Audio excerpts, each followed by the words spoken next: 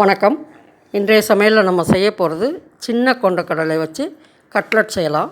இந்த கட்லட் எப்படி செய்கிறதுங்கிறத நம்ம இப்போ பார்ப்போம். வாங்க கிச்சனுக்குள்ளே போகலாம். கொண்டக்கடலை கட்லட்டுக்கு சின்ன கொண்டக்கடலை இப்போ ஊறினதுக்கப்புறம் எவ்வளோ பெருசு இருக்குது பாருங்கள். சின்ன கொண்டக்கடலை 10 மணி நேரம் ஊற வச்சுருக்கேன். போடக்கூடிய பொருட்களை பார்த்துருவோம். வெங்காயம் 2 கப்பு, 200 ml மேலே பிடிக்கும். அந்த கப்பில் வெங்காயம் 2 கப்பு பொடியாக நறுக்கி வச்சுருக்கேன். ஒரு 15 பல் பூண்டு பொடி பொடியாக நறுக்கியிருக்கேன். கருவேப்பிலை 200 ml பிடிக்கக்கூடிய ஒரு டவராவில் கருவேப்பிலை பொடி பொடியாக நறுக்கி வச்சுருக்கேன். அதே அளவு கொத்தமல்லி தலையும் பொடி பொடியாக இருக்குது. இதுக்கு மிளகாய் ஒரு 10 மிளகாய் எடுத்து வச்சுருக்கேன். வரமிளகா. நீங்கள் பச்சை மிளகாய் போடணுன்னு விருப்பம் இருந்துச்சுன்னா வரமிளகாய் கொஞ்சம் குறைச்சிட்டு பச்சை மிளகாயும் போட்டுக்கலாம். நறுக்கியும் போட்டுக்கலாம். கொண்டக்கடலையோட மிக்சியில் போட்டு அரைச்சும் எடுத்துக்கலாம். இதுக்கு ஒரு 4 ஸ்பூன் அரிசி மாவு எடுத்து வச்சுருக்கேன். பெருங்காயம் 1 ஸ்பூன். அவல், சிகப்பு அவல் நான் எடுத்து வச்சுருக்கேன். நீங்கள் வெள்ளை அவல் எடுத்து வச்சுக்கிட்டாலும் சரி, கெட்டி அவல் எடுத்துக்கோங்க. சிகப்பு அவல் ஒரு டவரா 1 கப் அளவுக்கு எடுத்து வச்சுருக்கேன். உப்பு தேவையான அளவுக்கு நான் ஒரு 1.25 ஸ்பூன் உப்பு எடுத்து வச்சுருக்கேன். இதில் நம்ம முதல்ல கொண்டக்கடலை, உப்பு, மிளகாய் எல்லாம் போட்டு மிக்சியில் அரைச்சி எடுத்துக்கலாம். ரொம்ப நைஸாக அரைக்க வேணாம், கொஞ்சம் கொரகொரப்பாக இருக்க மாதிரி நம்ம அரைச்சி எடுத்துக்கலாம். தண்ணி விடாமல் அரைச்சி எடுத்துக்கலாம். 3 தடவையாக நம்ம போட்டு எடுத்துக்கலாம். 2 வழக்கு குவிச்சி அளந்த கொண்டக்கடலை 3 தடவை போட்டு எடுத்துக்கலாம். இதில் வரமிளகாய் போட்டேன், உப்பும் போட்டேன்.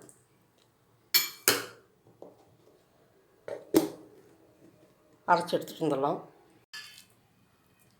கொஞ்சம் கொரகொரப்பாக அரைச்சி எடுத்துருக்கேன். இதில் தண்ணி ஒரு 2 ஸ்பூன் ஊற்றினேன். பத்தலைன்னு ஊற்றிக்கலாம், இல்லைன்னா ஊற்றாமையும் விட்டுடலாம். ரொம்ப அதிகமாக ஊற்றிட்டிங்கன்னா கொழன்னு போயிடும். இந்த தண்ணி விடாமல் அரைச்சிருக்கேன். கொஞ்சம் அதிகமாக இருக்குது, அதனால் நம்ம 4 தடவையாக போட்டு எடுத்துக்கலாம். கொண்டக்கடலை எல்லாமே அரைச்சி எடுத்துகிட்டு வந்துட்டேன். இதில் நம்ம வெங்காயம் போட்டுக்கலாம். உங்களுக்கு வெங்காயம் நிறைய இருக்குன்னு தோணுச்சுன்னா கொஞ்சம் குறைச்சிக்கலாம். வெங்காயம் போட்டேன், கருவேப்பிலையும் போட்டேன், கொத்தமல்லி தழை, பூண்டு பொடியாக நறுக்கின பூண்டு, பெருங்காயம். ஏற்கனவே நம்ம அரைக்கும்போது உப்பு மிளகாலாம் போட்டோம். இதில் கொஞ்சம் அரிசி மாவு போட்டு பிசைஞ்சு பார்த்துக்கிட்டு அப்புறம் தேவைப்பட்டால் போட்டுக்கலாம். இந்த அவல் மிக்சி ஜாரில், சின்ன ஜாரில் போட்டு 1-2 அடித்து எடுத்துக்கலாம். இது அப்புறம் தான் தேவைப்படும். மீதி இருக்க அரிசி மாவும் போட்டேன். அரிசி மாவு போடுறது எதுக்குன்னா எல்லாம் ஒன்றா கலந்து ஒரு பைண்டிங் ஒன்று சேர இருக்கிறதுக்காக. இல்லைன்னா அந்த வெறும் கொண்டக்கடலை தோலோட கொண்டக்கடலை போட்டுருக்கனால அப்படியே உதிராக வந்துடும். அதுக்காக தான் கொஞ்சம் அரிசி மாவு போட்டால் நல்லாயிருக்கும். எடுத்து உருண்டை உருட்டி வச்சுருக்கேன். இது நம்ம அவல் இந்த பாருங்கள், இந்த மாதிரி கொஞ்சம் ரவையோட பெருசாக பொடி பண்ணி வச்சுக்கலாம். மிக்சி ஜாரில் போட்டு, சின்ன ஜாரில் போட்டு கொஞ்சம் கொஞ்சமாக போட்டு பொடி பண்ணி வச்சுக்கலாம். ரொம்ப மெலிசாக வேண்டாம், ஓரளவு இப்படியே அந்த பொடி பண்ண அவலில் பரட்டி எடுத்து வச்சுக்கலாம். கட்லட் ஷேப்புக்கு நம்ம தட்டி எடுத்து அவலில், பொடி பண்ண அவலில் பரட்டி எடுத்து வச்சுருக்கோம். இப்போ தோசைக்கல்லை ஸ்டவ்வில் போட்டு தோசைக்கல் காஞ்சோடனே பாதி அனல் வச்சுக்கோங்க. பாதி அனல் வச்சுக்கிட்டு நம்ம ஒன்று ஒன்றா எந்த அளவுக்கு போட முடியுமோ அந்த அளவுக்கு நம்ம போட்டு எடுத்துக்கலாம். தோசைக்கல் காஞ்சிருச்சு. எண்ணெய் அடியில் ஊற்றிட்டேன்.